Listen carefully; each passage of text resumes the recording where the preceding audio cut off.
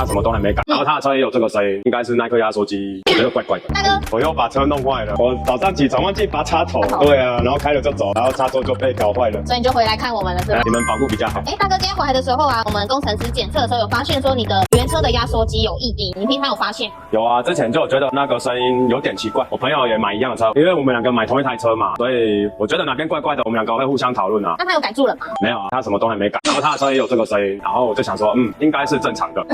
结果后来你们的师傅跟我讲，并且展示给我看，结果是那一颗压缩机的声音。大哥，你平常在台南是做什么工作？我在台南教水域活动，所以我们可以去找你吗？欢迎来找我，我那边有 SUP， 有风帆，有独木舟，有冲浪。好，我们就把大哥的资讯秀在旁边这里。冬天在日本教滑雪，所以大家去日本也可以找大哥哦。